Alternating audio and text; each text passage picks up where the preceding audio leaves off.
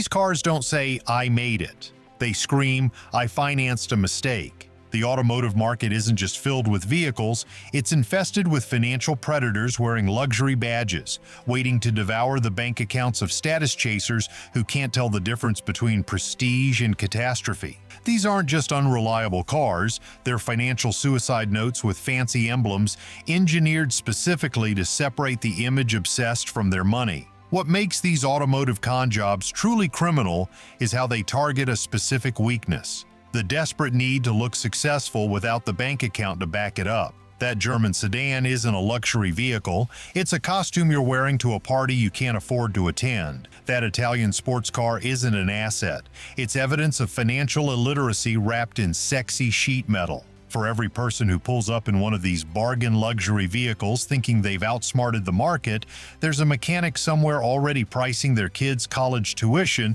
on your future repair bills. Pay attention. This isn't just advice. It's an intervention before you're living in a car that doesn't even have the decency to start when the repo man comes. You might think these automotive traps would come from obscure brands or obvious knockoffs. That would be too honest. The true genius of this scam is that many of these four-wheeled financial disasters wear badges from the most prestigious manufacturers on Earth. Companies that built their reputations on engineering excellence before realizing that marketing bullshit pays better and costs less. What's truly diabolical is how these vehicles masterfully target different types of status anxiety.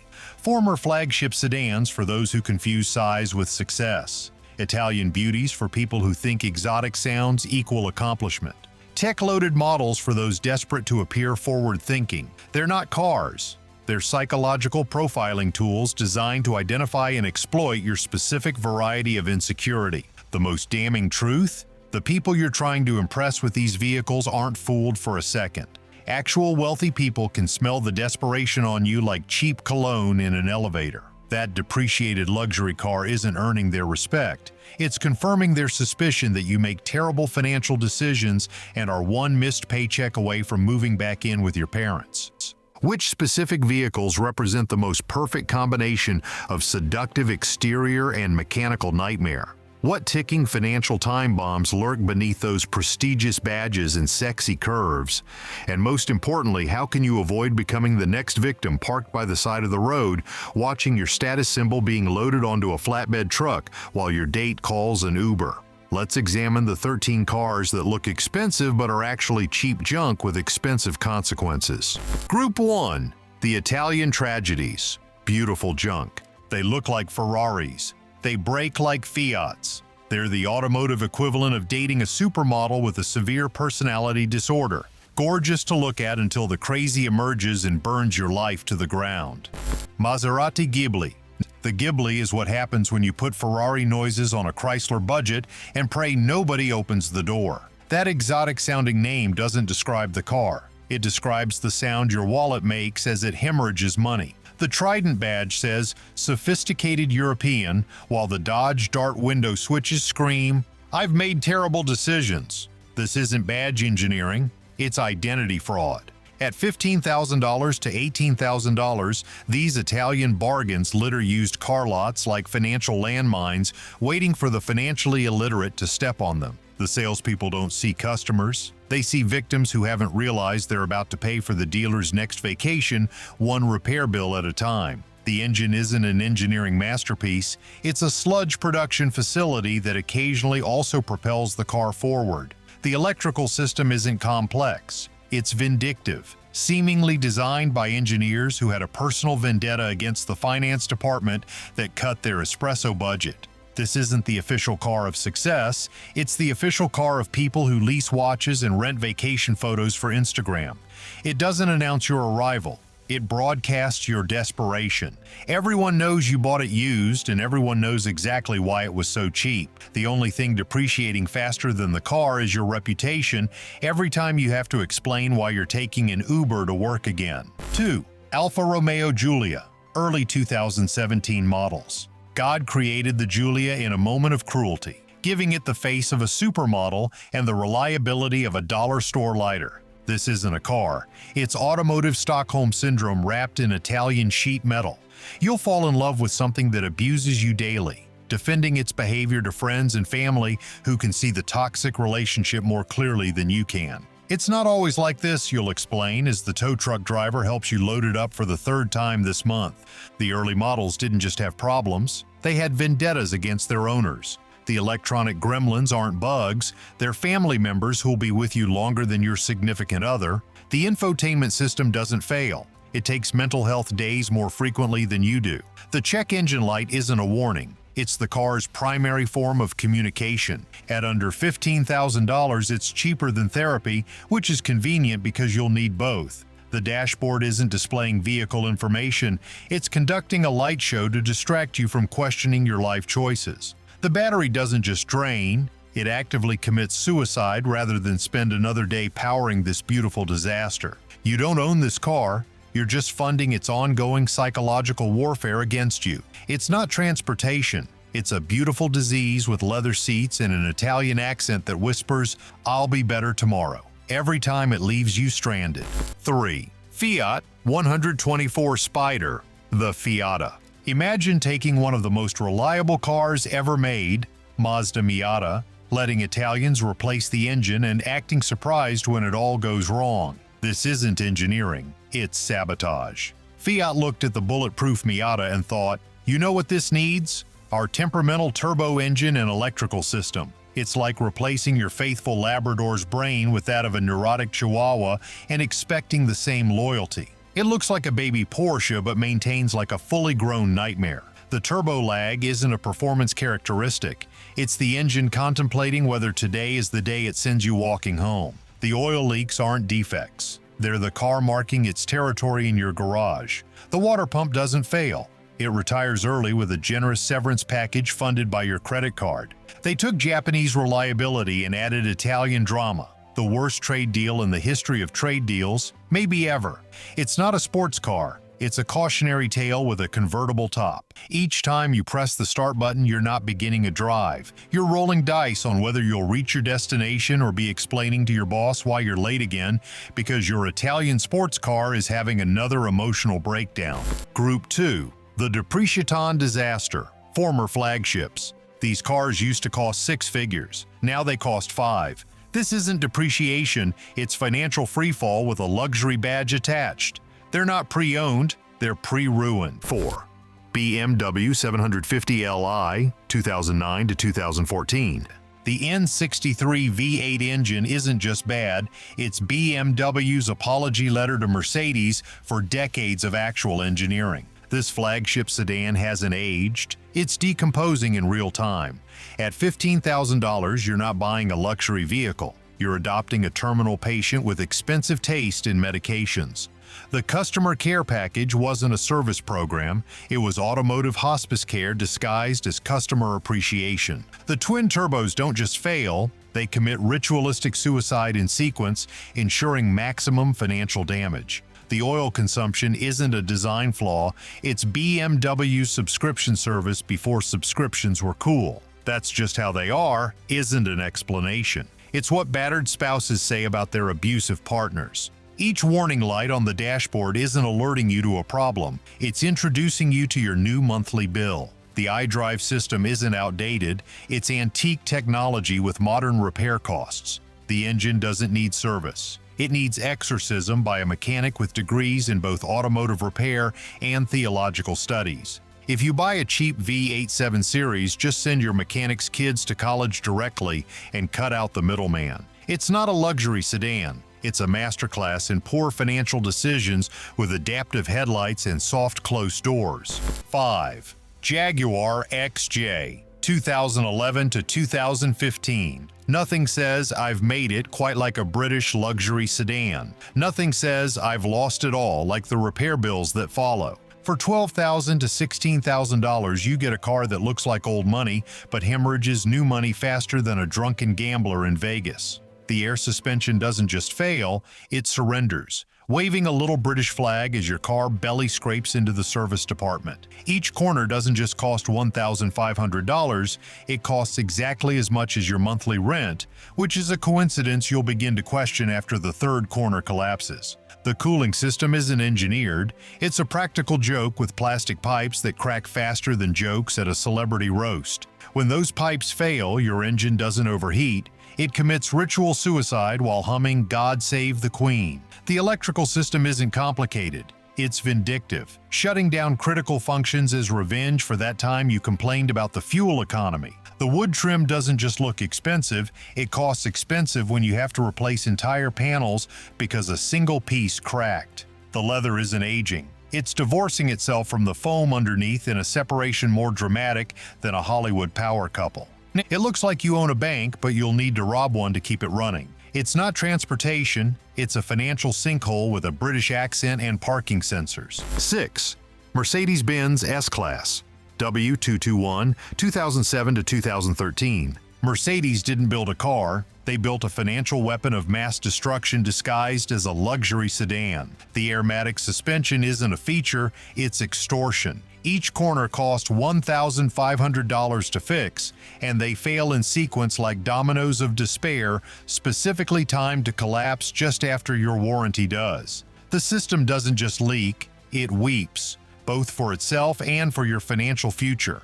With over 100 computers on board, you're not driving a car, you're operating a glitchy Windows 95 computer with leather seats and an engine. The SAM module isn't just a component, it's the most expensive point of failure ever engineered, transforming your $10,000 German luxury sedan into a very expensive paperweight with cup holders. When it fails, it doesn't just affect one system, it paralyzes the entire car in a demonstration of German efficiency applied to total electrical collapse. The wood trim doesn't just crack, it self-destructs in a protest against being installed in a vehicle with such a troubled electrical system. The seat motors don't wear out.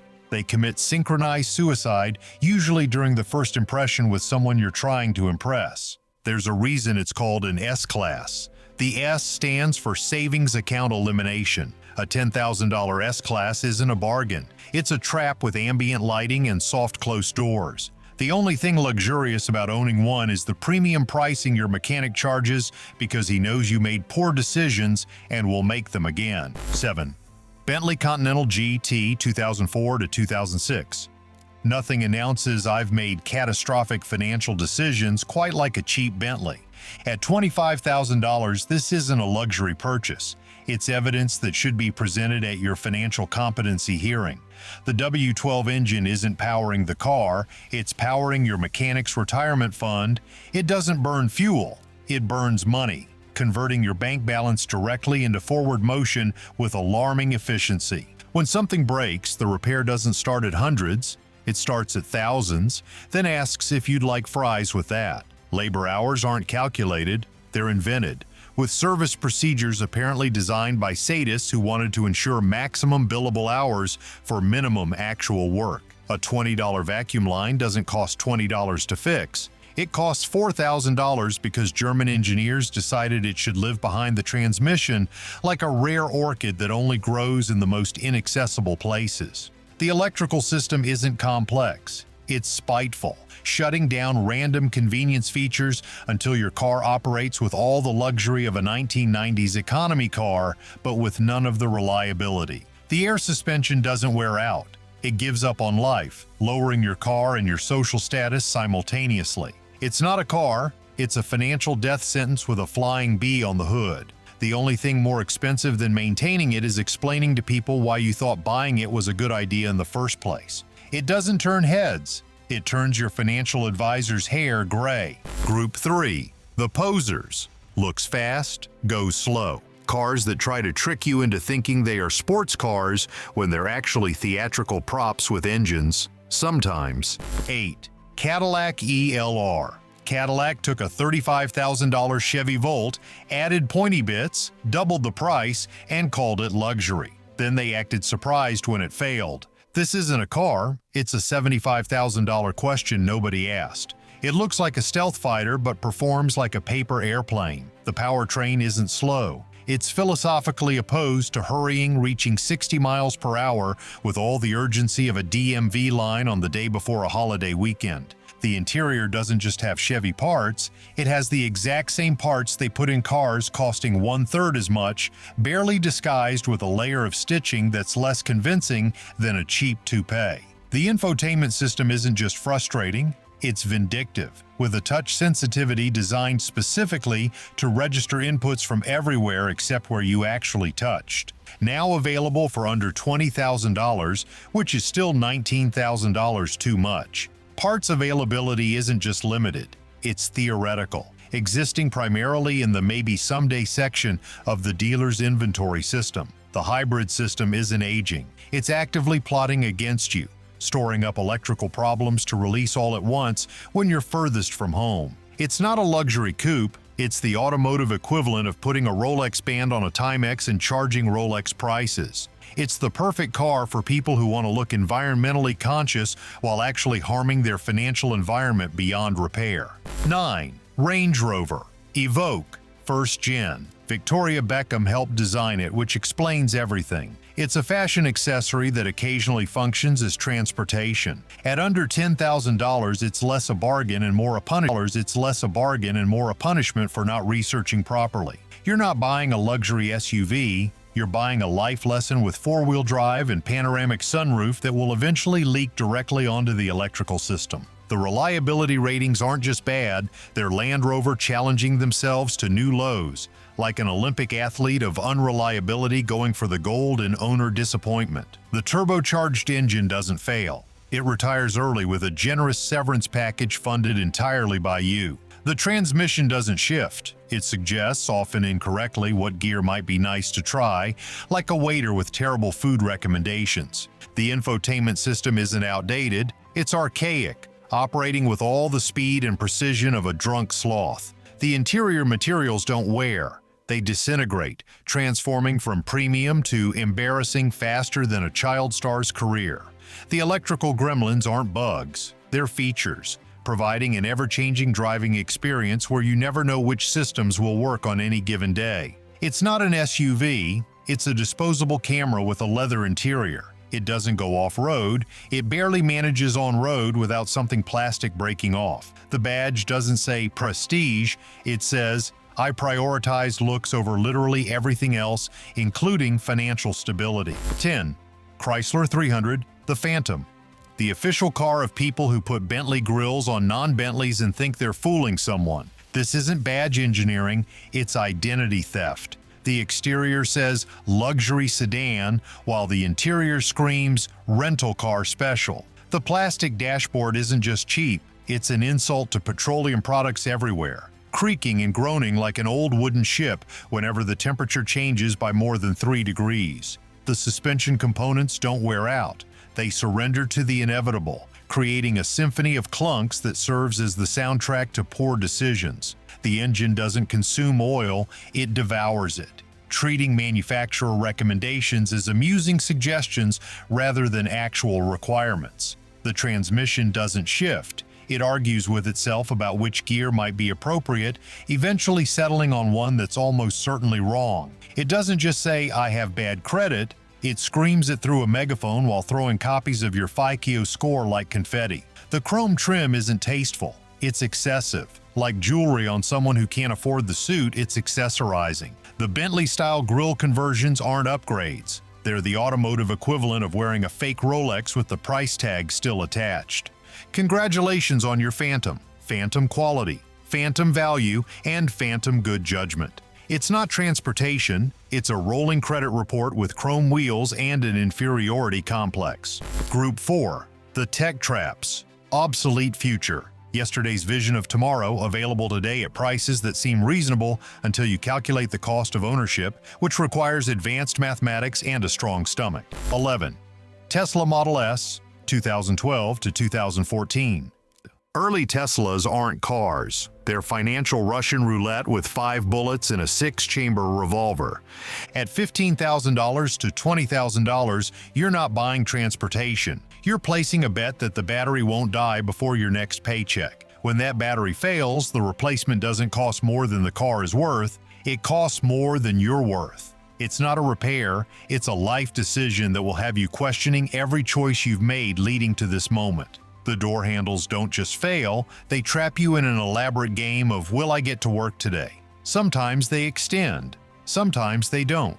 Sometimes they extend halfway and get stuck, like the car is giving you the middle finger. The screens don't just yellow around the edges, they're actively auditioning for a role in a jaundice awareness campaign. The 12-volt battery doesn't just drain, it commits suicide without warning, transforming your technological marvel into an elaborate paperweight that you can't even open without YouTube tutorials and special tools. The air suspension doesn't age, it collapses, turning your luxury EV into a ground-scraping skateboard that makes speed bumps into mountain climbing expeditions. It's not an electric car, it's an electrical bill with wheels. It doesn't just require charging, it requires prayer, sacrifice, and a direct line to Elon Musk's personal assistant. The software updates aren't improvements. They're digital roulette, randomly enabling or disabling features you thought you had purchased permanently. 12. Land Rover Discovery Sport. Land Rover took their worst reliability rating and somehow made it worse,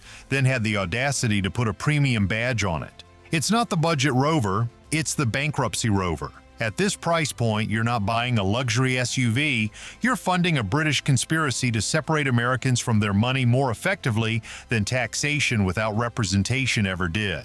It has all the repair bills of a Range Rover with none of the prestige, like paying first-class prices for the middle seat in economy. The turbocharged engine isn't efficient, it's temperamental, delivering power with all the consistency of a meteorologist's 5-day forecast. The transmission doesn't shift, it ponders, taking moments of philosophical reflection before reluctantly changing gears. The interior isn't just cheap, it's a monument to cost-cutting that Land Rover should be forced to apologize for individually to each owner. The materials don't wear, they surrender, deteriorating with such enthusiasm that you'll start to wonder if they were designed specifically to disintegrate. The electrical system isn't complex, it's vindictive, shutting down random features as revenge for you not buying the more expensive model. The cooling system doesn't fail. It retires without giving notice, often in the middle of nowhere, like a worker who's just won the lottery and no longer needs employment. The infotainment system isn't outdated, it's prehistoric, operating with all the speed and precision of continental drift. It doesn't say, "I've arrived." It says, "I couldn't afford a real Land Rover, and now I can't afford anything else either." 13. Porsche Panamera, first gen. Porsche's first attempt at a sedan looks like someone described a Porsche to a designer who had never actually seen one. At $20,000, it's the cheapest way to say, "I drive a Porsche," and the fastest way to empty your savings account. The cooling system isn't engineered, it's glued together like a middle school art project with similar longevity.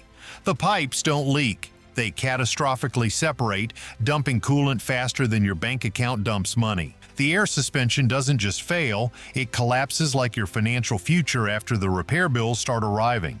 Each corner doesn't cost $1,500. It costs exactly one monthly payment on the car, which seems suspiciously convenient. The electronic parking brake doesn't wear. It commits electronic suicide, often engaging or disengaging without input, like a ghost is driving your car. When something breaks, Porsche doesn't charge you based on parts and labor. They charge based on how much your dreams are worth, then add tax. The PDK transmission isn't just complex, it's financially malicious, containing components specifically designed to fail just after the warranty expires. The electronics don't age, they rebel, shutting down random comfort features until you're essentially driving a very expensive Volkswagen with less reliability. It's not a sports sedan, it's a financial sinkhole with a Stuttgart crest. The badge doesn't say success, it says, "I prioritized appearances over fiscal responsibility, and now I'm paying the price in both cash and credibility."